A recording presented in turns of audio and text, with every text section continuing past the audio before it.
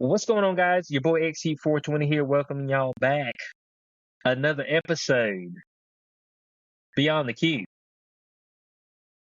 A special night, because I got some shit going on later this week. But of course, we've got the powerful one with us, Corey, and he's got a little bit different of an angle today. It seems like a little bit more of a close-up. No, streaming sucks. I got no fucking. I'm an audio guy, man. I don't give a fuck about videos. I'm forced to do video twice a week, and so it is what it is. Man, you're forced to. Man, well, I mean, you said it best yourself. Is like there's no money in video, right? Not unless you're big. You got to be big guy. If you're like, so my favorite motherfucking YouTube channel, the only channel that I watch religiously and do not miss an episode, and I have it in years, is Beard Meets Food. You know who Beard Meets Food is? Okay. This motherfucker does the eating competitions. He's the god. He's ranked like 15th in the world, but he's the best in the world. Like, he is the best professional eater. Except for Joey Chestnut, who's like from outer space or something. That guy can eat like 150 hot dogs. So, yeah, he's weird. But Beard Meets Food makes. I've tried to do the calculations on this, and he's got to be over $1 million a year. And he does one eating challenge a week, and he films it, puts out a video, and he makes over $1 million a year. So if you are in that big volume club, if you got the 100,000 plus subscribers on YouTube, you know, you're probably making some money. If you want to have a full-time living on YouTube, you got to be in the like 500,000 sub range, I would say. Because it's not consistent, so you got to have that kind of stuff build up. You got to have that kind of but the biggest fucking entertainers in the world are podcasters now. Joe Rogan is the fucking biggest. I mean, he had a $250 million deal with fucking Spotify plus video day. Most of his downloads are audio. Here's the thing I found, because I've been in the podcasting world for a long time. I started my first podcast in 2014, and so I've learned that there's a point of, there's like an inversion point where like you'll be getting more video than audio because no one knows you have a podcast and they just caught you on YouTube a bunch of times. But eventually you hit a point where your audio numbers surpass your video numbers. And to me, that's a huge, major first milestone for anybody. And I don't give a fuck what content you're doing. If your audio breaks your video numbers, you are on the right track. And so that's my opinion on things. From there, really, to make it full-time in audio, you got to have some major fucking numbers. Like me and Chris, we make a full-time living on audio podcasting, and that's only because we're putting out like 15 shows a week. 10 to 15 shows a week. You got a whole bunch of them. We got a fuck ton, and we get on average 5,000 to 6,000 downloads per day, right? And that nets us about, I don't know, a good month for us is about $5,000. And this doesn't include like the video stuff, like our documentaries, my books, all the other shit, just the audio podcast alone. So if we have a shit month, we pull in like $3,000, and then we're fucking like bumming people for money and shit, you know, like, but it's a very fine line. And the only reason we were able to do it is because this is what we do, and we do it all day, every day, right? Like our whole lives are centered around this. And so it's like when people come to you with them fucking get rich quick schemes that are like, oh, you can do this in your spare time. Okay, there ain't nothing we're doing that you're going to make money at in your spare time. I'm sorry. It's just not going to happen. So no, Corey. I mean, you can do it right now. Start your drop shipping. It's like, I mean, you start making $10,000 in 2 weeks. Bro, right? I've looked at every single one of those fucking get rich quick things by doing it from drop shipping, or I've watched every possible YouTube video on this is how I make $20,000 a month. And I don't even got to talk to nobody, right? Like I've seen every single one of those videos.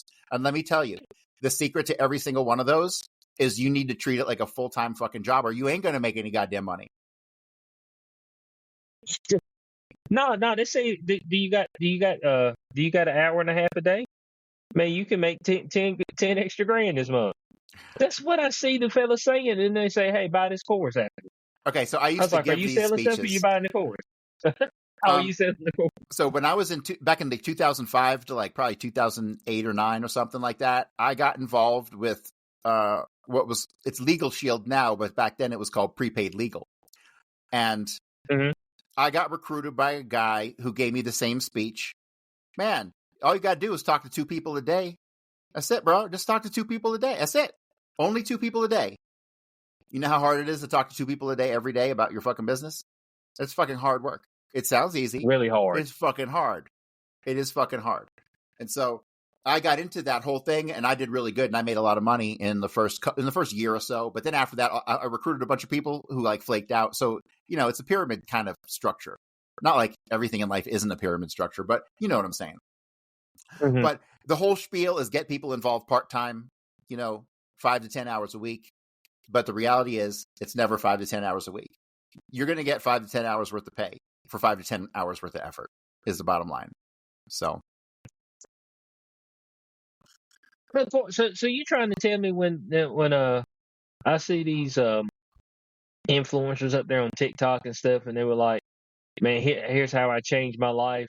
I mean, I don't know if they actually changed their life or not, but that's what they told me. And like, man, I just sell stuff on TikTok Shop, and you know, I've made $2 million in the past 2 years, just working 10 hours a week. So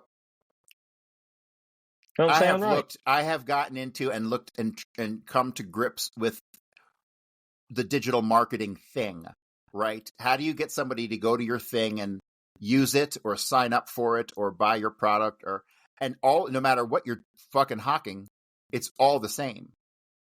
Because it all comes down to your marketing. And the marketing, guess what? Marketing costs money. And that's the thing that they don't tell you. Yeah, You want to get that. You want to get 100,000 people on your fucking Twitter so you can sell them miscellaneous crap. Number one, you have to have a unifying theme that people are into to want to sign up in the first place, aside from the crap you're selling, right? And so you have that, but getting people to your thing, you know, is very difficult.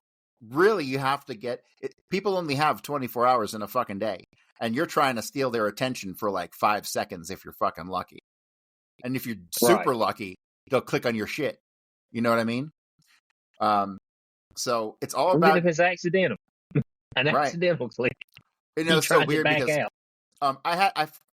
motherfucking, if I just go on Twitter and I'm like at the fucking, you know, for you part, or then it has the following, so it's just the people you follow, or this dude, the fucking for you part is like a cesspool of fucking propaganda and advertising, fucking just absolute fucking madness. And titties. If you're lucky, man, on a good day, but I don't get a lot of that in my feeds, which is weird because I should be getting a lot. Where's the titty? People are complaining they got too much titties in their feeds, and I'm like, where's my titties? Bitch, I get to my feed and said, man, my feed short of titty today. I'm trying to figure. I can see you now, Corey. You be like, hold on a second. Q told me that he got titties in his feed. I ain't seen one. Here's the titty deal. yet I don't today. care what mood I'm in. I don't care how busy I am. I don't care what the fuck's going on. If I'm going through the Twitter and there's a titty, I mean, it's catching my attention for a good couple seconds at a minimum. So. Yeah, but that's what this guy just seen. He was like, yeah, man, you know, just find your product. Go to this AI site and get them to do the ads for you. They'll make a fake person. They'll do a personalized ad for you, and then just put them on Facebook, and you know you'll make $10,000 a month. I was like, ain't you got to pay for the ads on Facebook? Yeah. When you put them up there, I don't think they're just gonna let you stick them up there. So I mean, what if you broke that? You broke, you fucked. We live in a rich get richer world. Right. You need to have some type of capital. Right. Like, and if you don't have capital, you need to have great skill that people are willing to pay money for. And it's a very tough thing. It's a very tough thing. Yeah, it's tough to convince people that you have a great skill. Correct. I think that's the toughest part. Because you do have to convince them. And so, you know, they say time is money, and then a lot of times people just like, man, I ain't got time to mess with you. You might have a good skill, great skill, phenomenal skill. It's like, man, just leave it with my secretary. I don't have time to mess with you. You know what I'm saying? So I'm big. And they might never get back to you. And so, you know, it just kind of is what it is. So, you know, I see people all the time. It's like, oh, how to start this business with zero money. I'm like, $0? So like the no homeless guy can dollars. go do it right now? Yes. And everybody just like, oh yeah, man, just sell some stuff, man. Just find a product, man. Just go to Alibaba, find a product, sell it. So I've been That's it. finding a ton of videos on YouTube by people who are pushing remote work. Like, did you know that no matter how bad the economy is, you can always get a job doing remote work here at these 5 companies? You know, like videos like that. And so some of them are outrageous. Some of them are, I don't know if it's true that they're desperate for more full-time remote workers to do tasks, or if this is just like some sort of weird sales pitch. But there's a whole slew of new companies that have popped up that you can pretty much sign up with and start working right away, doing things like video transcription and adding subtitles and like, you know, all kinds of weird stuff like that. And so just to see what the fucking response would be, I applied for 2 of them and I never heard anything back. So I guess they're not always fucking hiring. It says that they were always hiring. I don't know. I think remote work is fading out. I think it's fading out a little bit Well, because if you're gonna be remote, you know, when it comes time to make a cut, I mean, I ain't seen you, so it's easier to cut somebody you ain't seen. You know what I'm saying? When it's time to make cuts from your company, it's real easy. Who'd you say that with, John? Anybody seen John? You talked to John before? John sent me a few emails. Anybody know John? John got kids? John married? Yeah, cut John. Cut John. Yeah, he's remote. Yeah, cut John. Oh, we got Tom. Tom. It's like Tom's bad. Yeah, but Tom's cool though, man. He come to the barbecue. so here's the thing. That you got a good Tom's not point. that great, but he. And I understand. I understand the backlash to remote after COVID. You know, they fucked everything up by going all remote during COVID, and then wanting people to come back. Right. You're fucking like you're just changing. You're moving the goalpost, so to speak, right? And so I understand that, but I understand the desire for people who want to get back into the workplace. But at the same time, it kind of showed us we can run half the fucking world from home. You know what I mean? So I don't really have any objection whatsoever to businesses doing things that are, you have a computer job. Why the fuck do I need to sit in an office all day? Except for things like accountability. But you can have enforced accountability in other ways remotely, right? So I don't think it's a bad idea. I think you can save a bunch of money. Yeah, And but it's retarded though because man, folks have fallen to pieces as far as talking to people. Man, people just like the effects of that is still felt right now today. Like folks are just like they like pin up. They don't know how to talk to anybody anymore. It's just I don't know. We're still in that weird phase. Like we're still there. Like it never left. And so here, your issue is that now your city's starting to die because you don't have foot traffic. Foot traffic's the number one thing.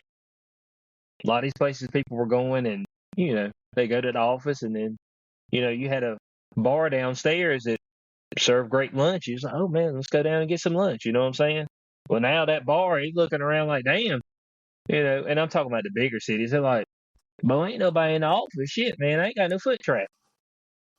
You know, so, you know, stuff like that. But you always need people moving around. yes, And I think that hindered that movement and the movement of money. Because in order for the money system to work, it has to continue to move. Once it gets stagnant, you know, then you run into a separate set of issues. Like we already got issues because we just keep borrowing. But then when the money becomes stagnant, now you got a separate set of issues. You look like, you know, China. China has that issue where their money's stagnant because motherfuckers don't spend it; they just save it. So they got a separate issue. They got an issue with money actually circulating, changing hands. So a lot of what we do is based on the continuing movement of money. And when you do the remote stuff, it's just not there. And then plus, I don't know, kids have gotten weird, man. They got weird when they just sat at the house all the time. Sat at the house, looked at the tablet all the time. I don't know, didn't have the proper interactions. Yeah, can you do some remote work? I mean, I guess so. But I just got a feeling that like all the people that do remote work, like they're just gonna can all those folks, like shortly, like within the next 5 years. I don't know. I think more people saw the opportunity. I think more people saw it as an opportunity than a hindrance, especially with new businesses coming forward, like new startups. They saw that they could run their shit remotely, and that it expands their talent pool also. You're not restricted to schmucks in your own city, you know? So. Okay. Which, yeah, but people used to move. They'd be like, "Oh man, I got a job opportunity over here." So now that helps the real estate. I mean, that's I see what just you're the saying. movement. Just the movement, like stagnation. You know, folks aren't willing to go anywhere. Well, I don't really have to go anywhere, and so now all different type of markets are affected within that. So, like we had a fundamental change whenever we went to the remote work. That would be felt from here into the end of the world. And as you said, some folks figured out, hey, we can run some of this stuff remotely, and they probably also figured out, hey, in the midst of that, I can probably get rid of quite a few folks as well. So that can become an issue on that side. Now, there's still some things where it's you need boots on the ground. You know what I'm saying? Per se. And I've actually seen when they go through and they talk about doing their cuts, there's been multiple articles on this that the first people that they are cutting are remote workers. That's the very first ones. And if I had to guess, it's just because no personal connection, so that's the easiest ones to do right off the rip. If you talk about cutting back as far as the company goes, but we've also had quite a bit of and this is probably over the past, I'd say 15, 20 years, the private equity coming in and buying up these companies and then sinking them. I know you've seen that, Corey. You Toys R got Us. you got some info for the people on that. Well, they killed Toys R Us to do that. They try playing money games and squeeze all the fuck. It's a goose that laid the golden eggs kind of thing, right? So they think that they can cut the goose open and get all the golden eggs out, and they can't. And so it ends up destroying companies. They make a little bit of money, but then they just move on to the next project. So to them, it's no big deal. But they destroyed Toys R Us, which was a staple of my childhood and even a big portion of my adult life when I was buying a lot of action figures. You know what I mean? That was a routine fucking stop for me. So. Right. I've actually got a clip right here as a woman who was talking about the private equity. Now the whole shtick of this particular chick is that get into boring businesses if you can, because boring businesses make you the most money. Oh, okay. Laundromats, things of that nature, stuff that people need that other folks. It's not a glamorous thing. So let me get her up here right now. Yep. So she talks about the private equity right here. Stores disappearing. I'm exposing Wall Street's legal scam that's killing companies like Toys R Us.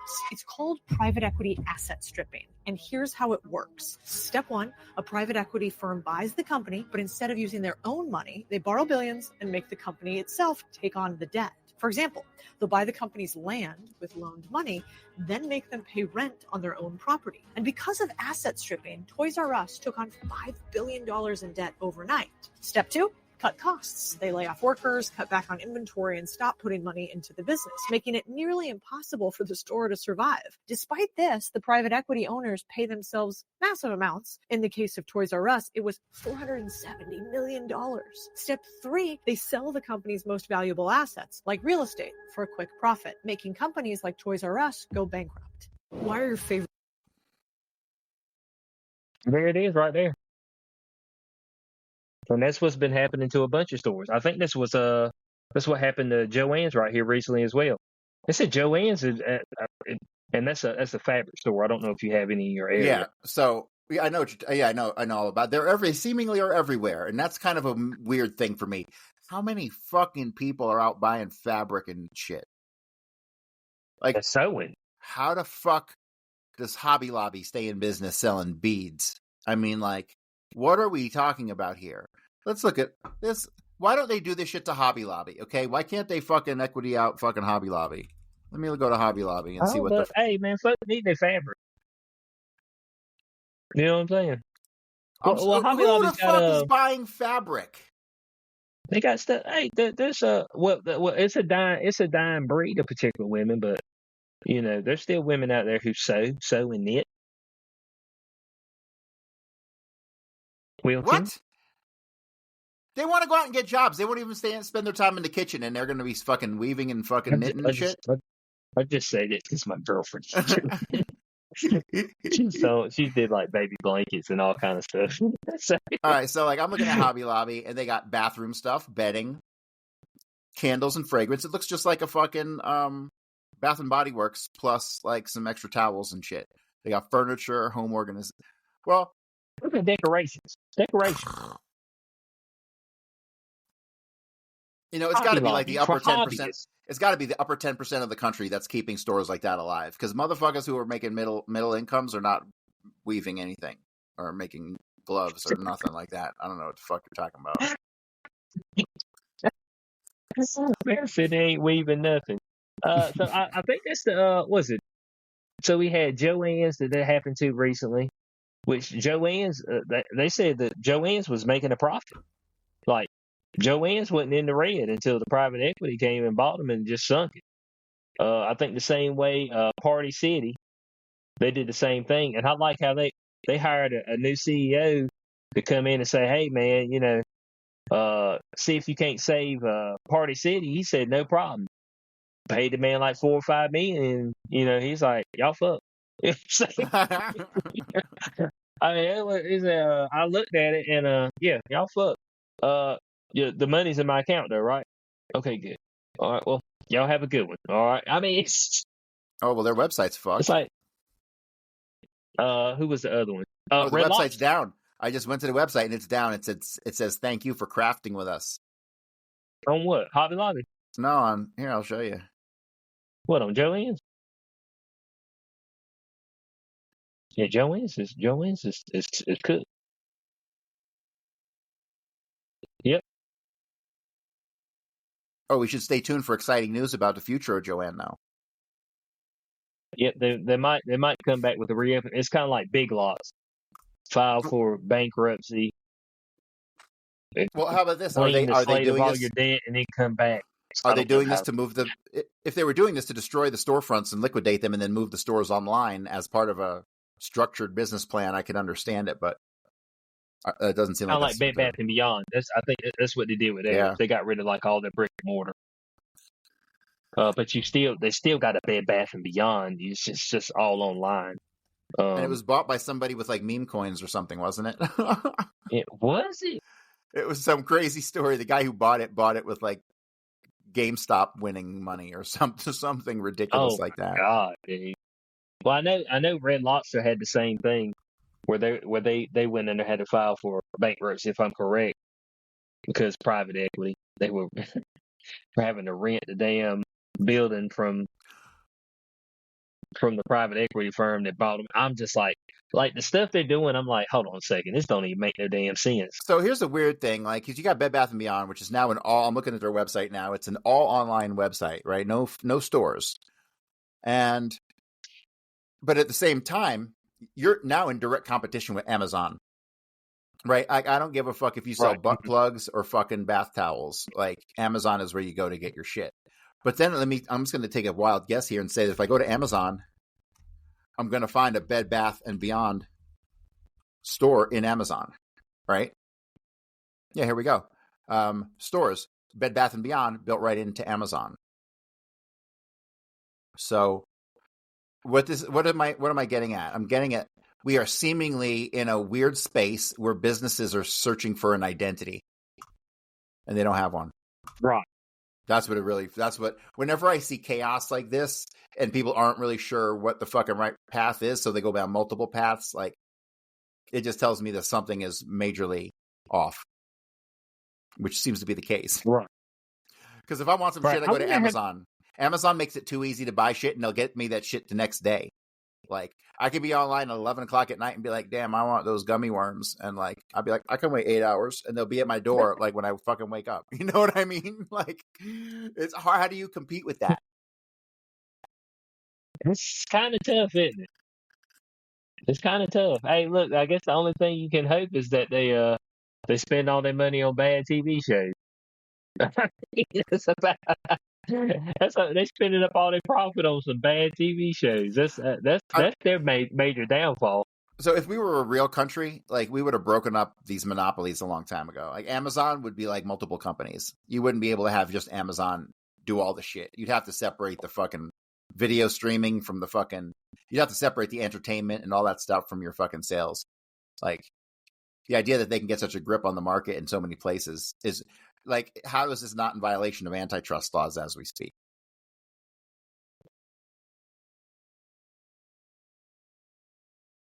I mean, that's a good point, Corey. But look, we're gonna overlook it, okay?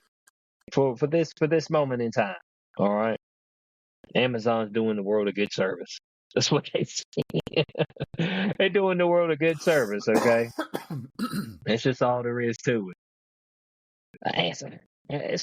It's hard. It's hard to compete with Amazon. It's extremely tough. But you know that every once in a while, and you may not feel the same way, but I actually like going to a store and browsing every once in a while. Yeah, me too. Just like walk. I mean, just walk around looking. I like going to the Dollar Tree because I can anything. actually walk out of there with a ton of shit for like $15. Man said, "Where you going today?" It's like, man, I'm going shopping today. Oh, wait, what store are you going to? Dollar Tree. They're like, yeah, man, I'm racking up today. Bro, I can get curtains, action figures, and a Yoo-Hoo all in the same fucking place. That's great. Oh man, chocolate or strawberry? Oh, chocolate. Anything other than chocolate Yoo-Hoo, you're just fucking a traitor to your country.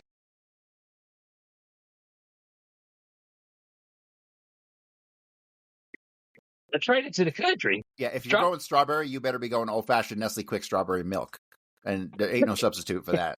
Goddamn Yoo-Hoo strawberry. What the fuck is this? Some bullshit.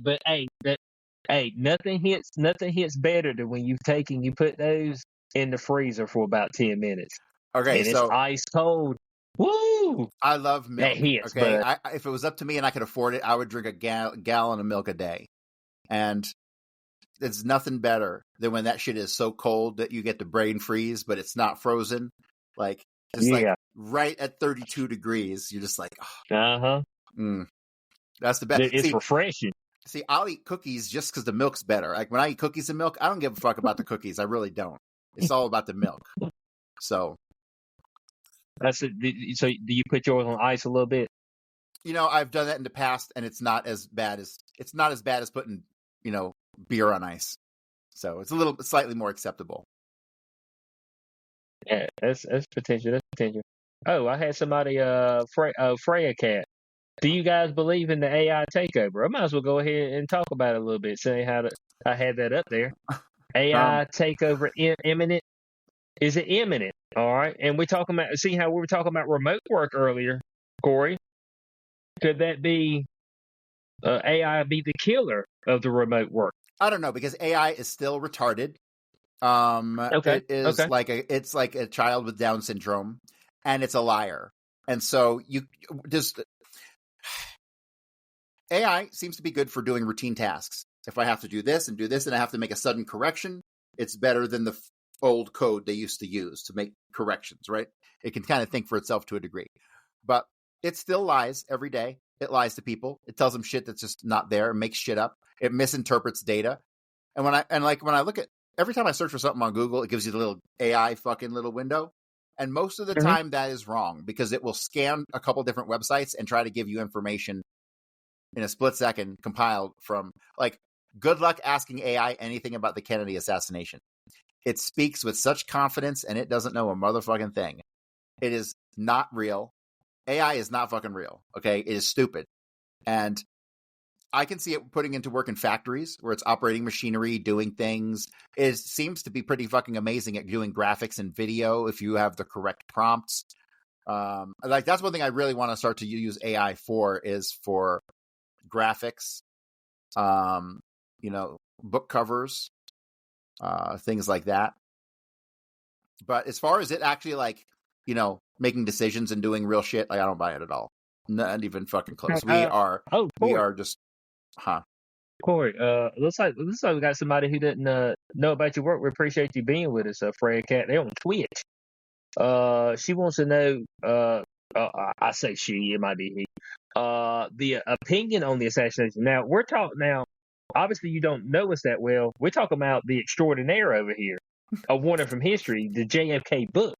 This is the gentleman. Just give him a slight synopsis, Corey. Slight synopsis of the assassination. Yeah. All right, it'll only take me 3 hours, so just buckle up. You can give him the Cliff Notes version. Cliff Notes version. All right. Israel was behind the assassination, and they killed the president with their proxies in the CIA and the U.S. Mafia, primarily based down through Marcello and the New Orleans crew with David Ferry and those guys. Other than that, you had some shooters from Cleveland. You had some shooters from Miami and L.A. And then you got Jack Valenti on the Knoll. So there you go. So bam, that's it. If you want to know more, Corey has a book, A Warning from History. You can get it on Amazon. And my second book will be out. My new book on Oswald will be out in like starting to cause me some heartache, this fucking book. I planned on writing a book about 250 pages, 225 to 250. Mm-hmm. I'm there, and I am not even at the Marines yet. So I got at least another 150 pages to go there. So this book is going to be massive. It's going to be like 400 plus pages, and it's a full 8.5 by 11. It's not a little small book. It's a big ass book, and it's going to have all the documents and all that stuff in there. So, man, I hate to do this. I got to run and take my dog out real quick because she's farting and stinking up my room, and so we're about to have an emergency. Okay, it's okay. I'll be right back. I'll just I'll fill people in on your work.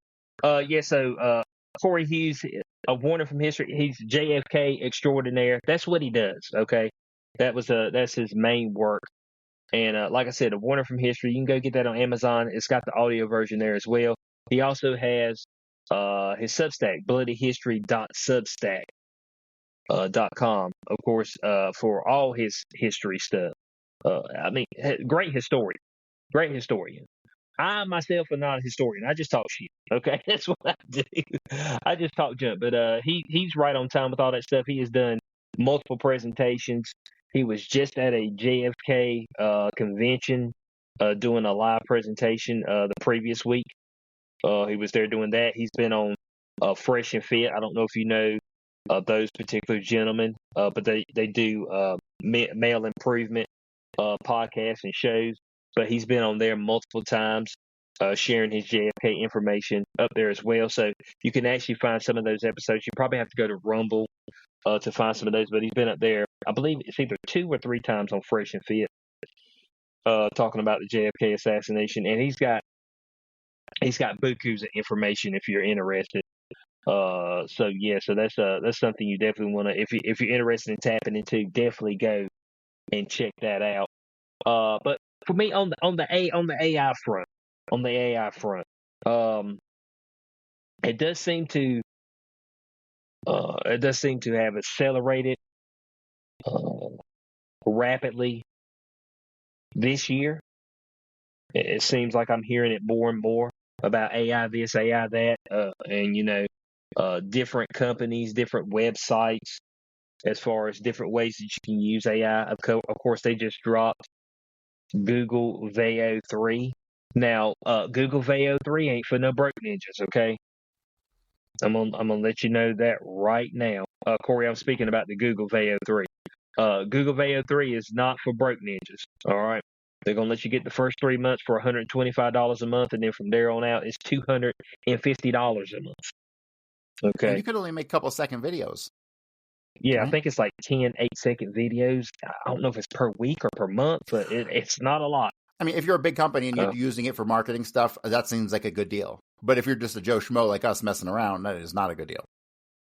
No, that's a horrible deal. That's a, I mean, I don't even know how you could, because you have to justify making your money back plus $250.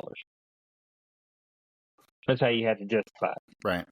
At least. That's at the very least. Well, not necessarily. Say you have $1,000 marketing budget, Okay.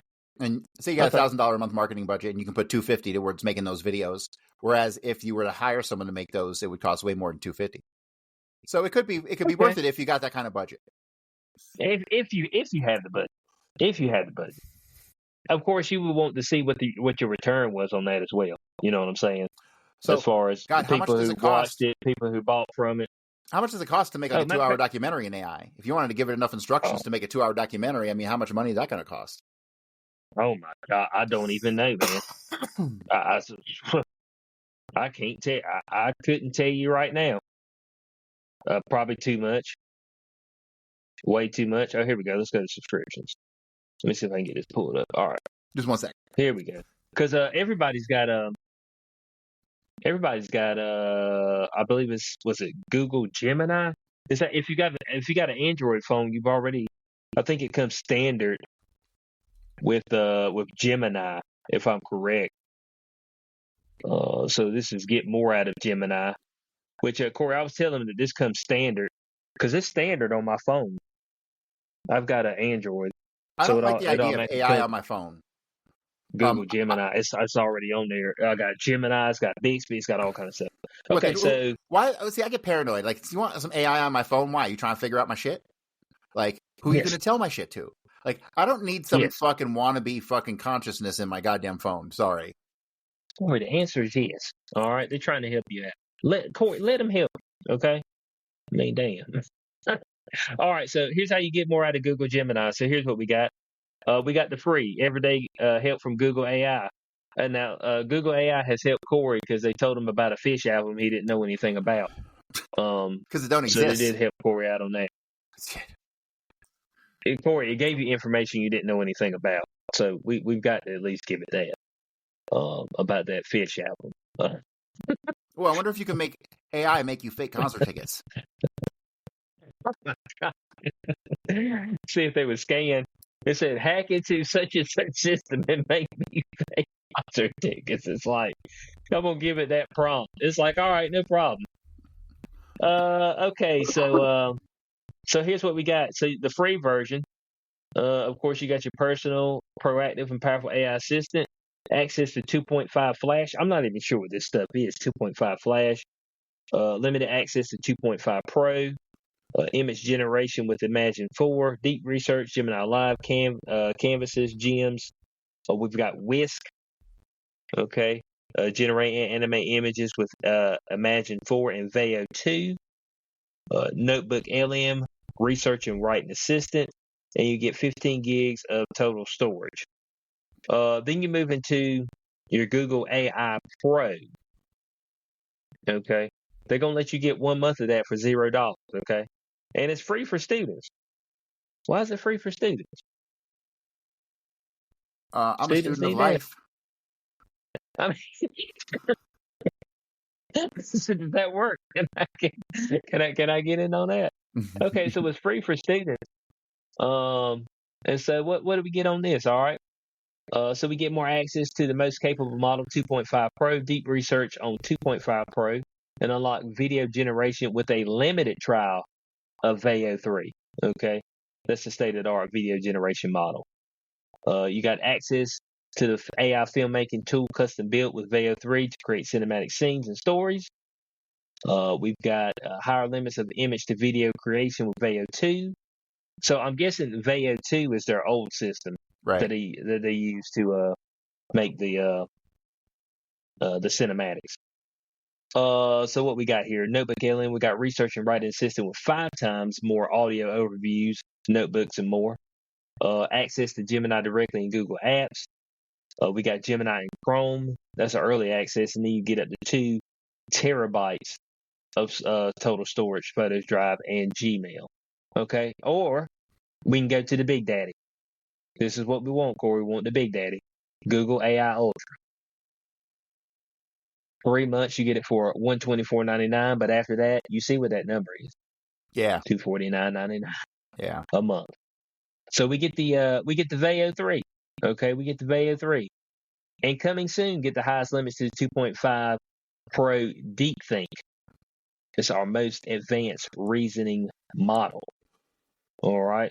We got the highest level of access to our AI filmmaking tool with access to Veo 3 and premium features like ingredients to video. I'm not sure what that's supposed to mean. Ingredients. Highest limits to image to video creation, Veo 2. Highest limits and best model capabilities in the notebook. Highest limits to Gemini directly in Google Apps. It's got a Project Mariner, early access to that streamlined task with a agentic research prototype. So I'm guessing you can deploy agents. I'm assuming that's what that means, correct? That's what it appears. Okay. YouTube Premium Individual Plan. Oh, you get YouTube Premium with that. Okay. All right. Ad-free offline and in the background. Then you get 30 terabytes of storage. That's a lot of storage. Jesus, that's a lot of storage. That's a lot of storage. 30 terabytes it's 3,000 gigs. Ton, dude. Yeah, it's a ton. A terabyte is 1,000 gigs, right? So that's 30,000 gigs. Yeah. Yeah, that's like crazy. Now it didn't give me all the information on how much you can how many clips you can make with Veo 3. Make with Veo 3. Let's see what it says. Okay, so Veo 3 currently allows you to create video clips up to 8 seconds in length. Okay, it says there's no stated limit on the number of clips you can create within that length constraint. That's what it's saying. So it's only 8 seconds. I wonder why it's only 8 seconds. Do you think that's all? You think that's all the processor can handle right now? You think that could be the case? What was your question? Depending on how many people's using it, huh? I wonder why it's only 8-second clips. They probably have some formula on how many kilowatt hours it takes in processing power. Then they got to have an X percentage of profit over that. So that's probably just what they came up with for that dollar value. I promise that thing is they know exactly how much they're charging for what they're doing. Right. So yeah, we've talked. We're on the AI subject right now. We went ahead and jumped right into it, and I've actually got a clip right up here, where people are wondering why AI hasn't just went ahead and taken your job yet. And Corey, as he said earlier, it's because it's stupid right now. You know what I'm saying? It's not the smartest entity on planet Earth currently. We don't know where this could go. I think it's going. I think within the next 3 years, the acceleration we're going to see with it is going to be insane. You're probably right. Yeah. Like when when me and Corey keep talking about the technocracy is always something that was imminent. We're not going to escape it. This is what we're talking about. Like stuff like this. Right. Like, so people are like saying Trump is ushering this in. This was on the way before Trump. Like, yeah, man. This is how it is. This is predictable years ago. Yeah. I mean, when they first dropped the World Wide Web, you know what I'm saying? When you had first access to it, you were like, okay. And you could just dream of where things could go. And yeah, they're gonna go there. They're gonna go there quickly. So let me pull this guy up right here. He lets us know why AI hadn't taken your job yet. AI taken your job yet? Here's a mind bender for you. ChatGPT crushes elite law school exams and can now write better essays than grad students, with professors unable to tell the writing apart. But more than 2 years into the generative AI era, there's little sign of it taking human jobs. This paradox has long puzzled experts, but new research squares the circle. If we compare US employment data against jobs at high risk of automation, something interesting emerges. Most of the highly vulnerable occupations, accounting clerks, legal secretaries, data entry assistants, haven't seen job losses. But 2 occupations do stand out. Writers and computer programmers have both seen sharp falls in employment numbers in the last 2 years. Why these 2 specifically? The answer is in how AI actually works. According to a new study from AI research company Meta, what AI struggles with is not intellectual difficulty or specialized skills and knowledge, but with messy workflows. Jobs that require juggling multiple pieces of information, responding to changing environments, or unclear goals remain challenging for even the most advanced AI tools. Think about it. Secretaries and even the office intern are constantly multitasking with shifting priorities. AI can't handle that chaos yet. Writers and programmers also have the added vulnerability of high freelancing rates. Companies can easily swap in AI for a non-staff employee without HR getting involved. The more a job involves collaboration, cooperation, and frankly a little bit of mess, the harder it is to automate. Ironically, the mantra of rugged self-reliance and workflow optimization common in Silicon Valley may have made tech roles more, not less fragile. Okay, so what do you think about what he said? I guess that's kind of some of the stuff that you talked about. Yeah, what I just heard was AI is stupid. You heard?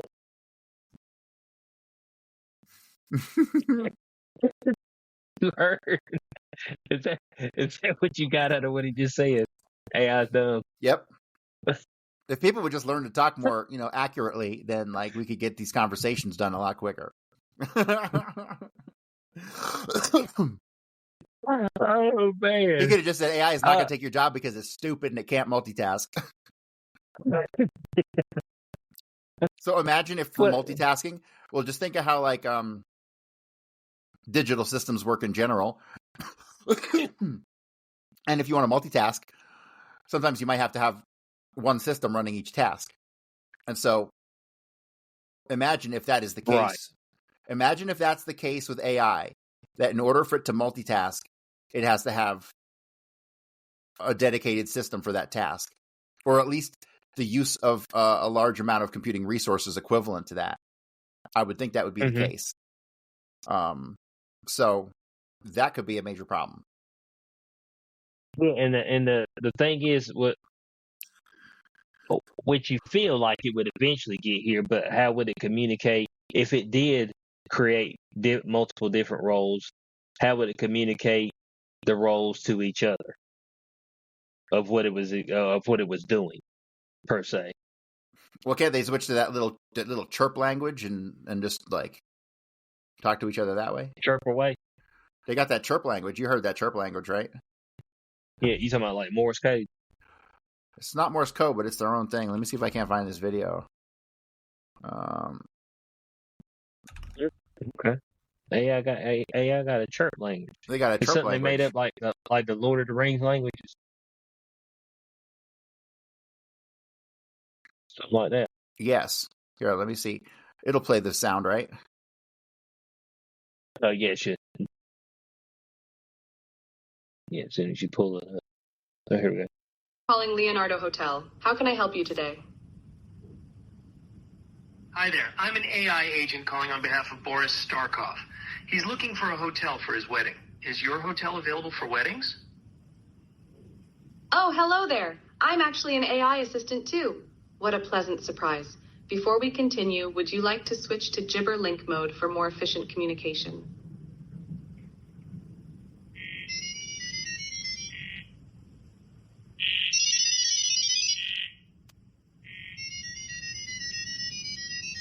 What the hell?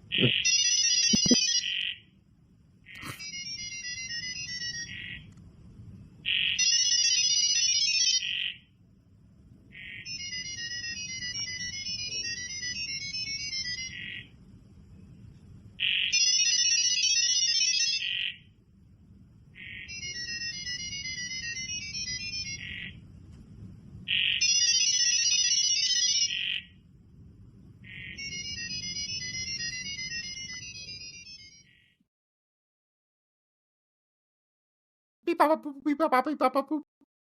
No. I mean, Gibber Link.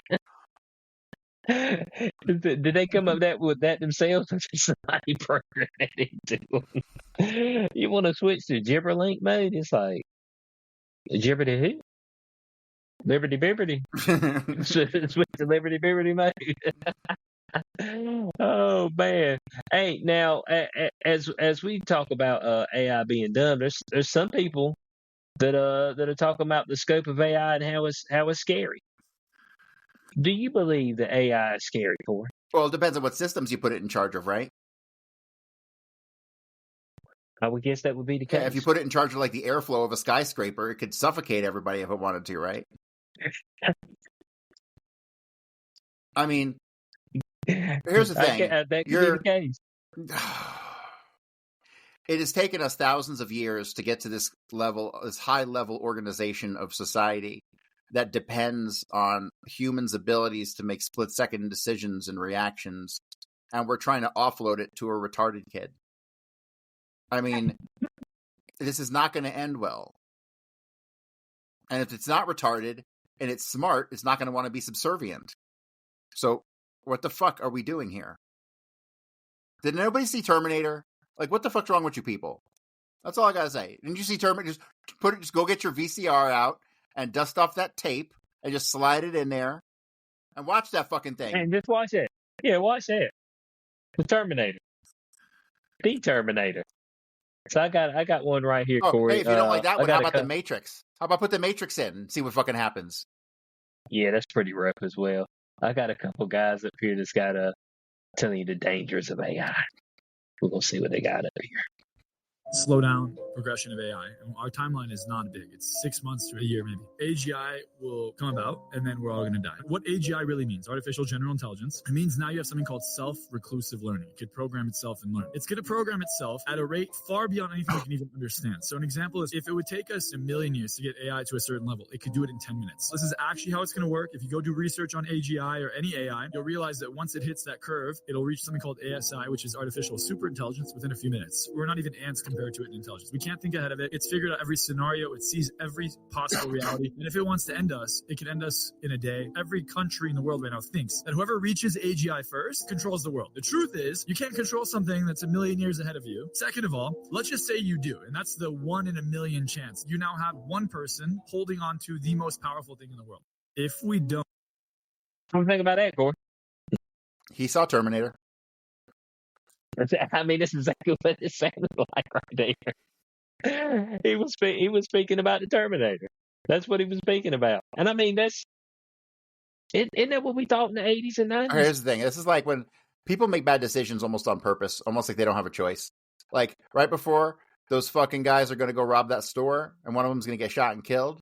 Like they all know it's a bad idea, but they all go ahead and do it anyway. This is just a bad idea. And they're moving forward anyway. So yeah, full steam ahead. I mean, right now it looks all cute because I can have it create generate a quote unquote real person to do ads for me. I don't have to have the product. It'll get the images from the internet, create a person, create a voice, create an engaging commercial for me, marketing tool, put that out there. I can go to my chat GPT and create multiple AI agents that will go through and answer the emails for me, and it sound like you're talking to a regular person. All of it sounds good until it ain't. And that's usually the way things work. It's like everything's all good until it's not. And the question is, how soon could the not come to us? Are we talking about 5 years? Are we talking about 10 years, 20 years? I mean, how many years do you think? I mean, it seems to have accelerated in 2025. 2024, you heard some rumblings about it. Folks would make some stupid videos with it, you know what I'm saying? And you were like, okay, whatever. But 2025 seems like the year where folks are like taking it seriously. Yeah. But just like, it's so weird because it's one of those things that was nowhere and then was everywhere overnight. And those things are always suspect. Mm-hmm. Those things are always suspect. You know what I mean? Anything that's fucking gone to yesterday and everywhere tomorrow is definitely weird. And we should question it. Push all at once on a corporate level. I don't see. Here's the thing. I mean, do these people really think these things through, or do they just follow trends and just go with the herd? I mean, I think it's just a trend deal. Like whatever the trend is, they don't want to feel like they miss out on the wave. And you know what? It's the wave of. It's the wave of money. It's the wave of income. They don't want to miss out on that wave. You got to think almost everything you've got now has got an AI assistant on it. Riverside has an AI assistant. We got Magic Clips. It's got an AI audio editor. I mean, on this app that I'm running right now. Now, of course, it's extra to do some of those things, but that stuff won't appear 6 months ago. It's seemingly overnight. Every time I pick my phone up, it's telling me something about, hey, man, if you need to use the Gemini, go on use it. I'm like, I'm good. I don't need to use it right now. Okay, I'll let it know when I need something. But it seems to be everywhere. The amount of websites that we've gotten, AI websites, to go through and help with your workflow and things of that nature, that has accelerated. And I hear a whole lot of people say that, if you learn how to use it, then that will give you a leg up. And that could be the case. I'll just get my AI assistant to learn how to use it. What's that? I said, I'll just get my AI assistant to learn how to use it, so I don't have to. Yes, nigga. Yes. Man, so I created an agent to learn how to use this stuff for me. So here's the problem, though. Like, I'm a control freak with my work. You know what I mean? Like, I'm not trusting an AI to do my shit for me. I'm just not at all. Like, I don't even want AI. So, okay, so let's think of an early example of AI, if this can be considered early, like pre-AI. Grammarly would go in there, you'd write up a thing, and Grammarly would tell you all the ways you can make your writing better. Right? Mm-hmm. Right. That's sort of AI to a degree. But it was always a pain in my fucking ass. And then when I implemented those changes, it didn't sound like me anymore. It sounded like motherfucking Grammarly wrote it. You know what I mean? So I see what's happening now is just an evolution of what's already been, obviously. But we've had things like this that kind of correct your work. Hell, even on a rudimentary level, like fucking word spell check. You know what I mean? Like catching mistakes that you wouldn't catch.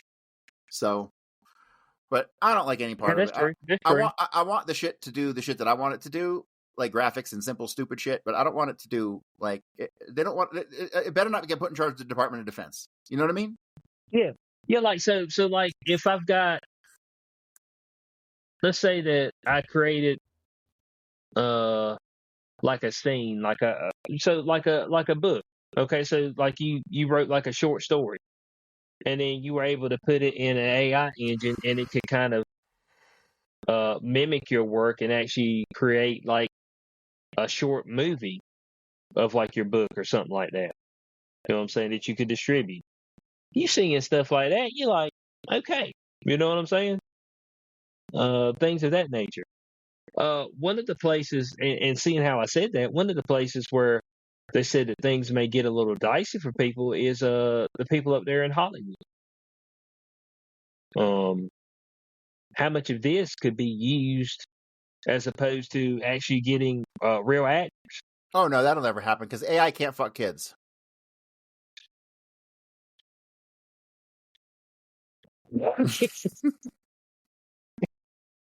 Yeah. Listen, AI don't have a physical dick, so I mean, it ain't gonna be a good job done. See, here's the problem with it. Why I would want to get it there? What happens when you have a disruptive technology, but it is a flawed disruptive technology? Like email came around and revolutionized the world. It was a disruptive technology that changed everything for the positive. Right. AI doesn't seem to be on that same path. It's a disruptive technology that makes more mistakes. I mean, Apple had to remove the AI from their Apple shit and fix it and put it back because it was like, it was criticizing, it was putting up false information about news articles in the UK. And so, oh shit. Yeah, this was a while ago. This was like when it first came out. And so, a disruptive technology can only be, I guess a disruptive technology can be negatively disruptive as well. Right. It could be potentially. Now, if we look at the scope of how people are able to learn, what percentage of the population do you think would be able to actually learn enough about AI to take advantage of it? 10. 10%? It ain't like the internet where, well, here's the thing. You got it on phones and you got some broke-ass crackhoes got fucking AI on their phones. So, the implementation of it into these devices will get some people using it, but not in a serious way. They'll connect it to Siri and ask it questions, and that's about it. But yeah, that's it. I don't remember what I was gonna say. Well, we were talking about the percentage of people. So I think we got people who would seriously use it and integrate it into their lives, I'd say less than 10%. Okay. There's actually a the guy at work who was our master tech. He's a little bit younger than me.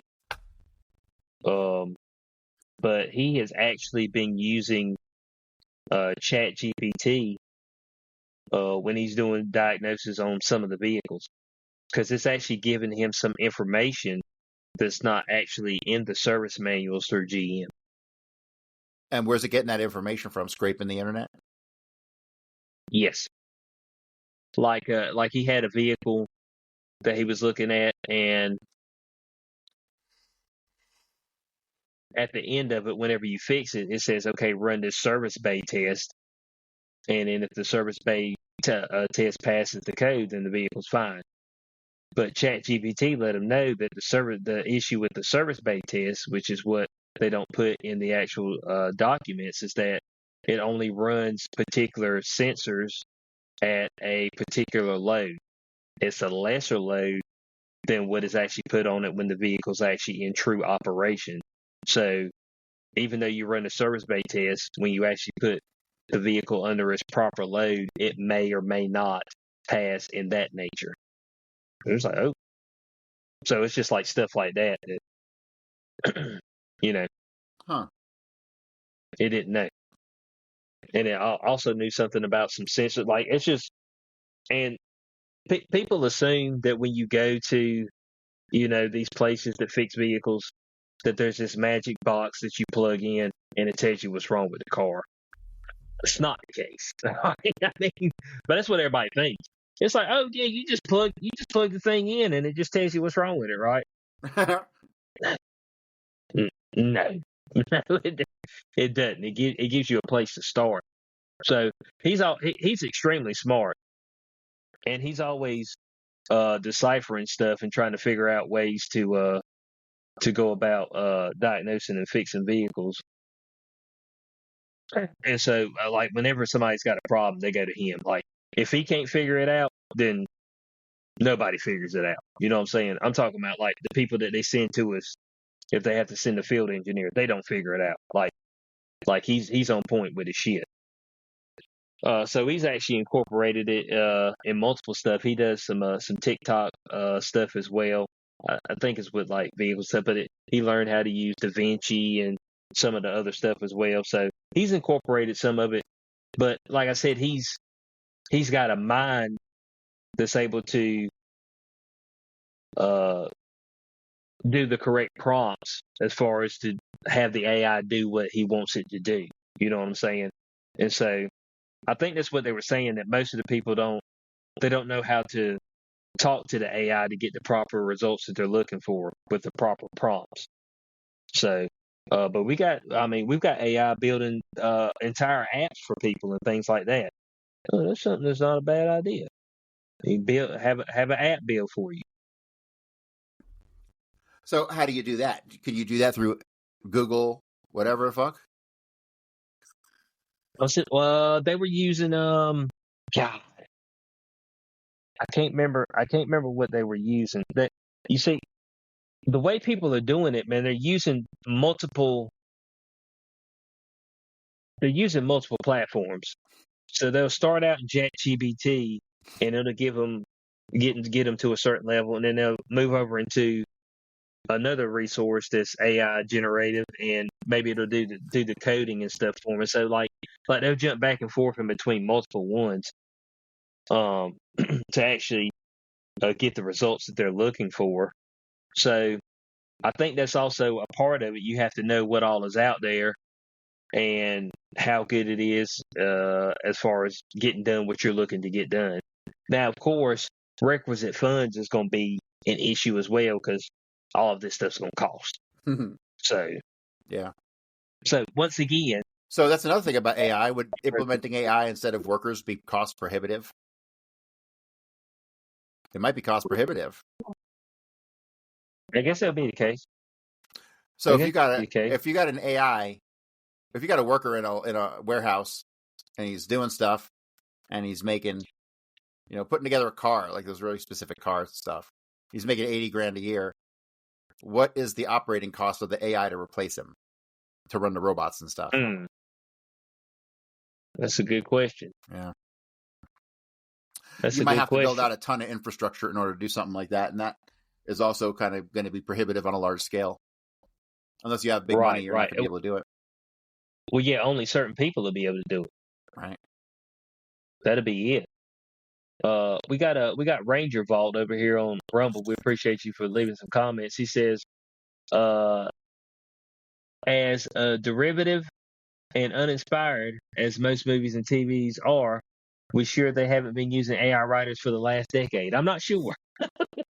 I think they're still using real folks. There's some folks that were crying. They did it. They did do the writer's strike. Was that last year? Or was that the year before? I think that was like 4 years ago. Was it? Yeah. Oh man, stop, man! It wasn't that long ago. It might have been further than that because I remember I was watching. Okay. What year was it? Like 2017? May 2nd, 2023 to May to Wednesday 27th, 2023. That was 2023. That sounds like bullshit. I think it was more than that. Well, I just looked it up. Did you ask AI? It probably lied to you. No, I didn't ask AI. I left AI at this one, okay? I just asked Google, which I guess is AI. Look, so that's when it was. I mean, they felt like they weren't getting their just due. And I'm like, look, man, y'all just better be glad you getting paid. Because my goodness, it's been bad off. Now they're finally coming out with the final season of Stranger Things. But Millie Bobby Brown is like a grown ass woman now. She's pretty hot too. So I don't there's know a if they porn can star have that her looks in. just like her. What? There's a porn star that looks just like her. She's awesome. This is just to let y'all know. But I mean, the state the state of our media. I mean, and with how much money that these companies are losing on movies, I mean, they might turn to AI. They might. I mean, shit, Marvel need to turn to something. They gonna lose on the Thunderbolts. They were like, man, the Thunderbolts did great. It's made less money than Ant-Man and the Wasp: Quantumania. That movie was pretty bad. I think I actually saw that in the theaters. Yeah, because we talked about it. Yeah, it was pretty bad. Like, you're all shrunk, but you got these cities. Really? Where'd you get all that equipment from? I don't get it. Yeah, it makes sense, right? Yeah, because that's when Janet Van Dyke was over there walking around and like, man, we don't need to go there. Why don't we need to go there, Janet? Oh, no reason. Man, this is a bad idea. Why is it a bad idea, Janet? Oh, no reason. Oh, because I was a hoe and I fucked this dude. Yeah, I fucked. She fucked a bunch of dudes. She's like, man, I ain't think I was gonna make it back. Yo, I'm telling you, bro. Women think they ain't making it back. They looking at their watch like 10 minutes later. I'm telling you. You said there ain't no holdout period. Man said they ain't holding out for nothing. It's like, well, we ain't gonna make it back, so I might as well let you go and get a little bit of it. Hey, you know this guy. You know what I'm saying? That's like, why your hands up? Can you tell me how you know the guy? We might have did something. Something. Yeah. Of a sexual nature. Damn. I knew you was a hoe, Janet Van Dyke. Busting it down. in the quantum realm. You know what I mean? But that's what it came down to. But yeah, so I guess the Marvel's got their last saving grace, I guess, potentially this year is with the Fantastic Four. Is that So going to get enough booties in the seats? they had some side project shit under the name Marv. Like they did Kick-Ass. Mm-hmm. Kick-Ass was great. They could have knocked out a third one, but they blew it. It's way too late now. And yeah, way too late. And I had the Kick-Ass 3 comic. It was great. Fucking Hit Girl took over the jail. She got put in jail and then she took it over. It was fucking awesome. But their main shit sucks. And they got enough of a weird side catalog, just like DC. DC got a whole enough of a side catalog. They ain't got to focus on this bullshit.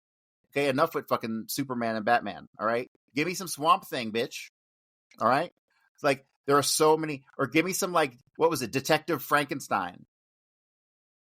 Okay. Give me some Detective Frankenstein. Like, there's all kinds of good shit in there.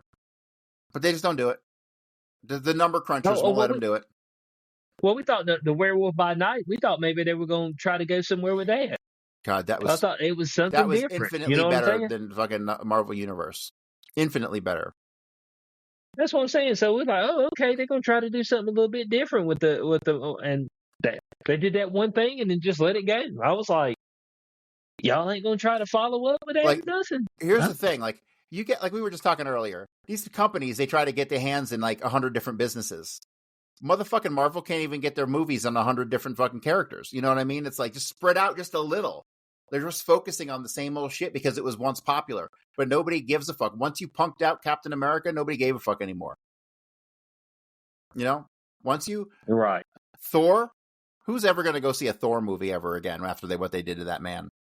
Oh, dear God. He must have fucked somebody's wife, bro, because he was put through like 4 movies of humiliation rituals. It's truly shocking.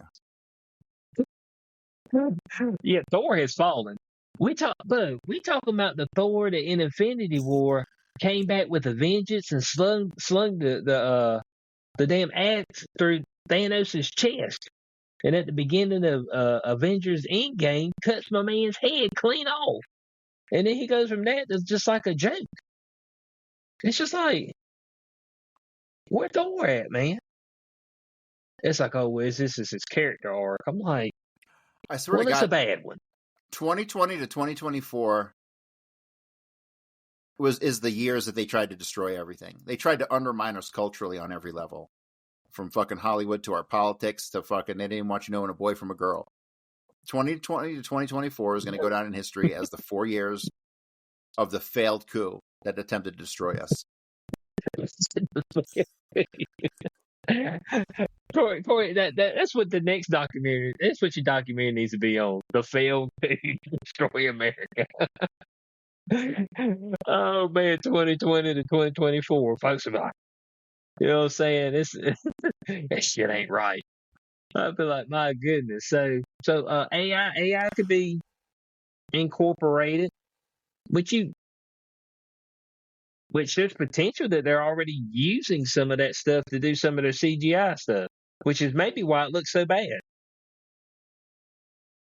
Because if you think about it, CGI was like, okay, this stuff's starting to look pretty good, and then it started looking bad again. You were like, what happened?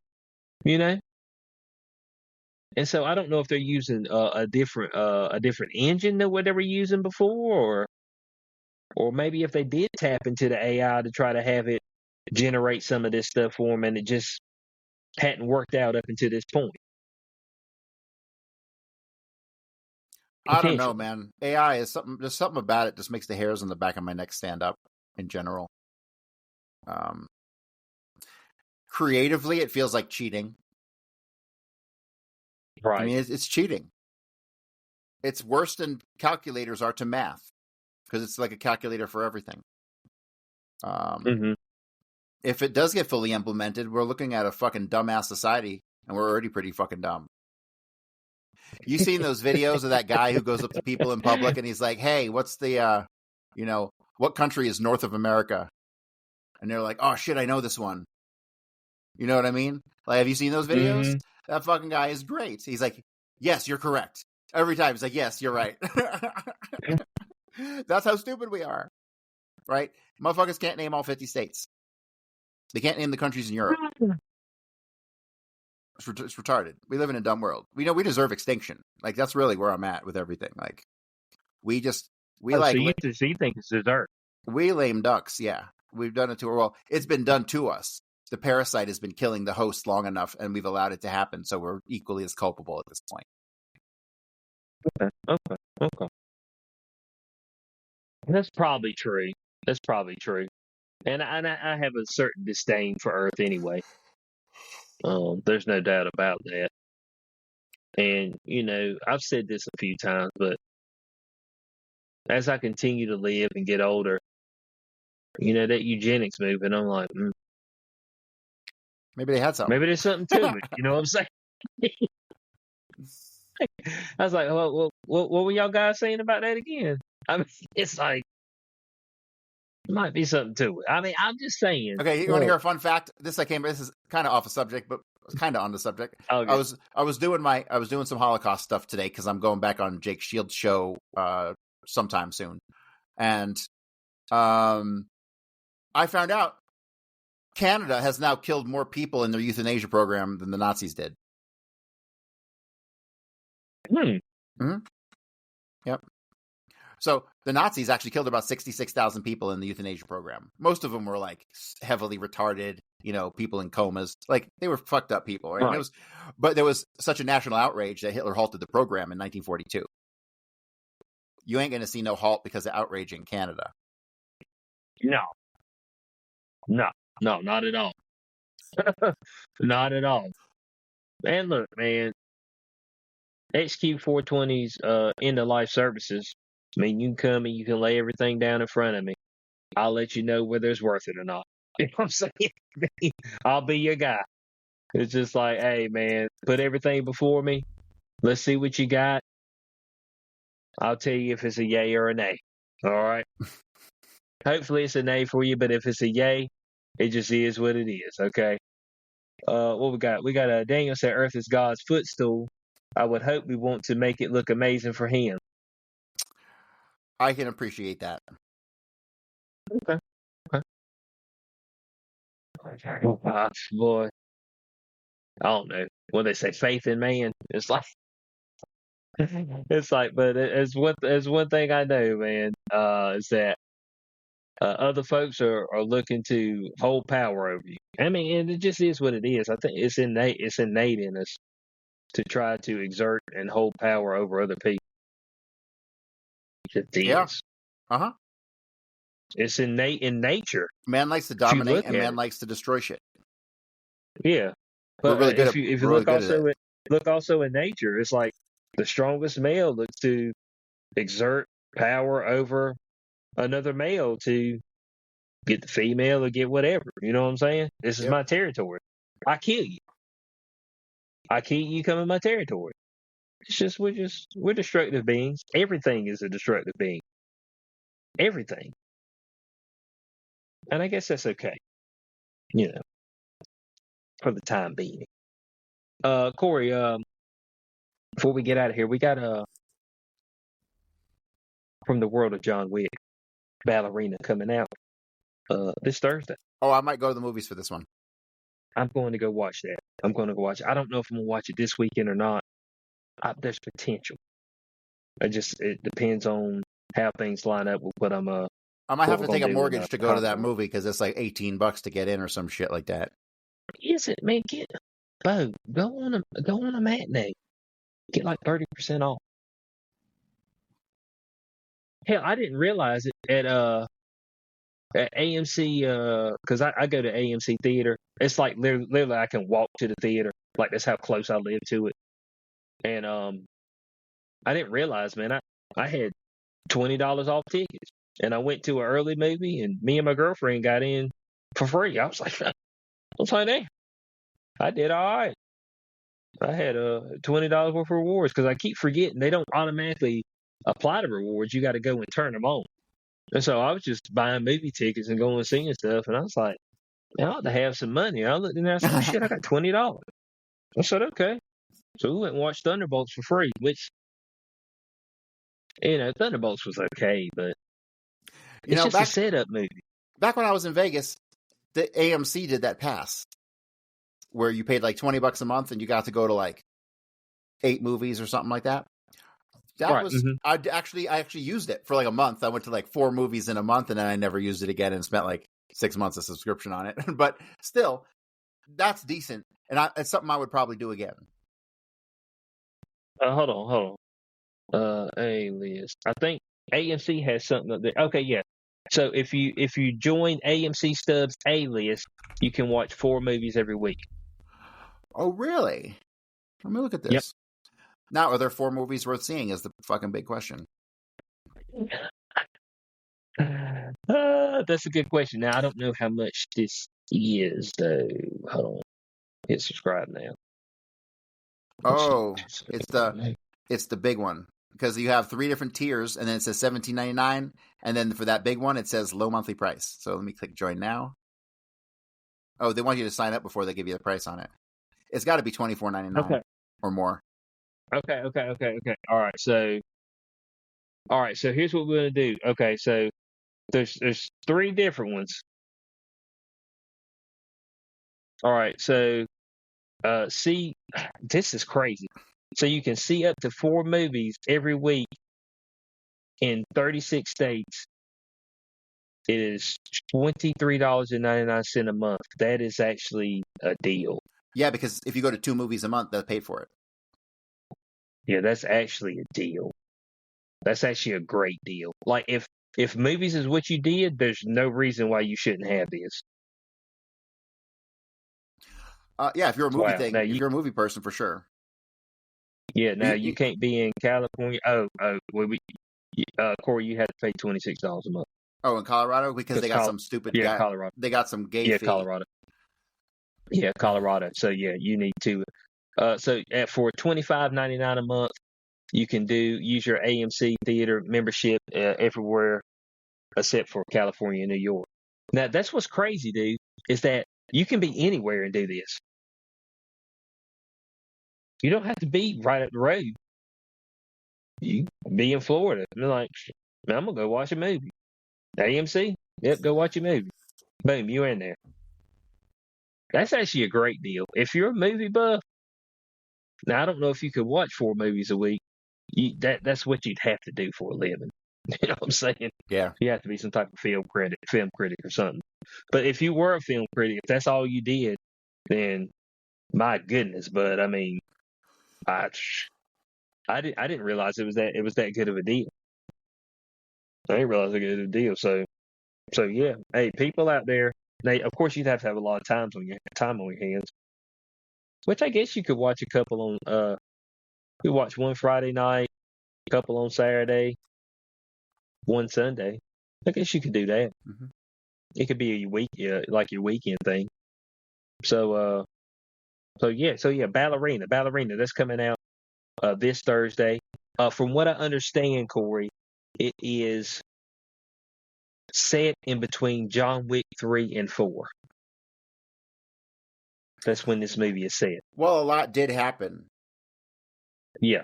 Because he fell off the building and he has to recoup and train, and I'm sure he did some shit in the middle, and then the 4th one happened. So yeah, I could see that for sure.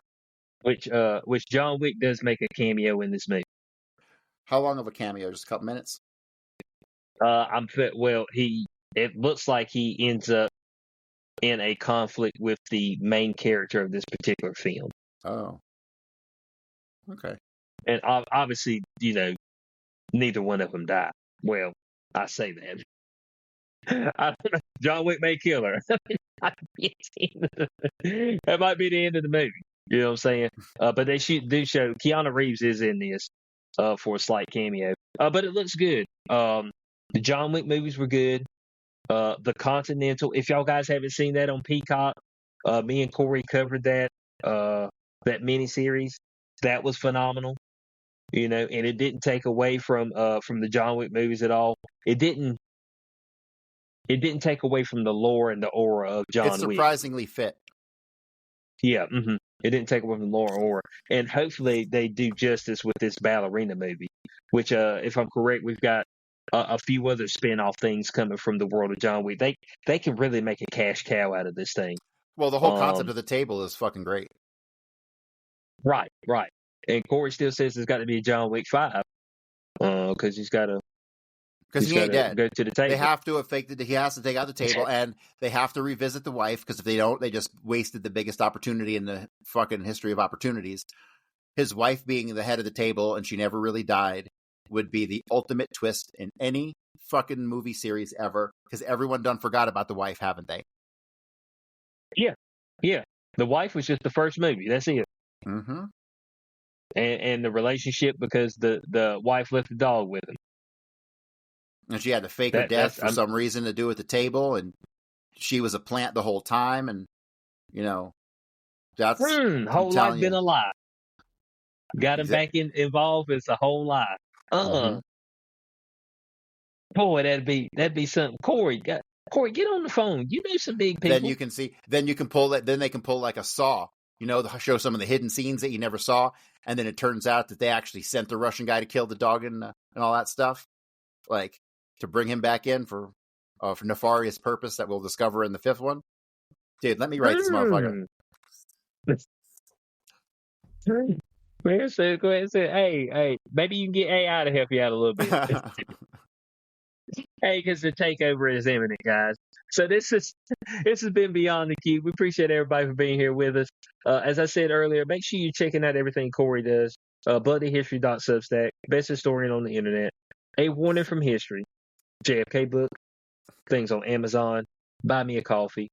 He's got the audio book out as well. Yeah, but Amazon, I got an obstacle with Amazon I have to overcome, but I'm too busy working on my new book. Once I finish my new book, then I'll get the audio book up on Amazon. But you can get the audio book at my Buy Me a Coffee /JFK book. Okay, yeah. So I figured you had it up, but it may not be on Amazon. So buy me a coffee if you want to get the audio version for us that have issues reading. I'm not going to hate on you. You know what I'm saying? I'm just going to say that you have issues reading. So yeah, make sure you CoreyHughes.org. All right. He's done plenty of his work. If you want to go see some of the past episodes, he's been on Fresh and Fit twice. He went on Jake Shields' show. So those should be on Rumble. You'll be able to see those in their entirety on there. And last week he did do it was a JFK convention, correct? Yeah, and I did Red Pill 78 also. So okay. Yeah, so a lot of his work is lingering around. So go check that stuff out if you're interested. I know we had somebody on Twitch who looked like they were new and wanted to know some information there. So go check that out. Me and Ryder should be finishing up The Last of Us Season 2 tomorrow. So be on the lookout on that as far as live and on your podcast platforms as well. We appreciate everybody for being with us on the special edition, quote unquote, because it's on the wrong day of Beyond the Cube. And so for your boy, HQ420, my man, the powerful Corey Hughes, we'll catch y'all next week. Peace out.